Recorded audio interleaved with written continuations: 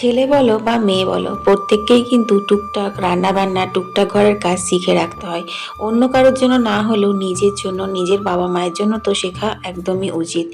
যাই হোক, আমার ছেলেকে আমি পড়াশোনা, খেলাধুলো, ড্রয়িং, নাচ গান সব কিছুর সাথে কিন্তু টুকটাক ঘরের হেল্প করাটাও শেখাচ্ছি। এটা খুব জরুরি। কেন জানো? কারণ একটা টাইম কিন্তু আমারও বয়স হবে। তখন যদি আমার ছেলে কিছুই না পারে, তাহলে পরে কিন্তু আমার দুর্গতির আর শেষ থাকবে না। কিছু না তো এক গ্লাস জল মুখের সামনে ধরা, কিছু না তো একটু সেদ্ধ ভাত করে দেওয়া, এটাও তো করার মতন উপযুক্ত রাখতে হবে আমার ছেলেকে, তাই না?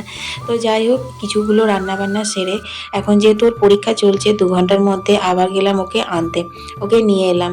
এসে পরে কিন্তু ওকে জল খাবার খেতে দিয়েছিলাম, তারপর ওকে পড়তে বসিয়েছিলাম। ততক্ষণে কিন্তু আমি দেখো বাকি রান্না বান্নাগুলো সেরে নিচ্ছি।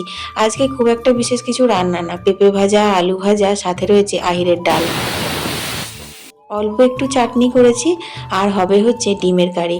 এখন বাজে 12:30 মতো। ওর একটুখানি পড়া হয়ে গেছে, তারপর বলছে, মাম্মি আমি আজকে ডিমের কারিটা বানাবো।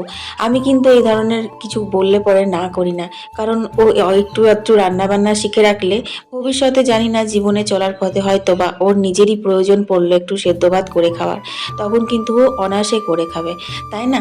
তো আমি সব জোগাড় করে দিলাম, আর ছেলে রান্না করলো। তো বন্ধুরা, বুবলার এক কষা রেডি হয়ে গেছে, এবার চান টান করে শুধু ভাত খাওয়ার পালা। এই যে, নাকি বুবলা? ঠিক আছে। ঠিক আছে। আজকের মিনি ব্লগটা তোমাদের কেমন লাগলো কমেন্টে জানিও, আর অবশ্যই বন্ধু বান্ধবদের সাথে শেয়ার করতে ভুলো না। টাটা।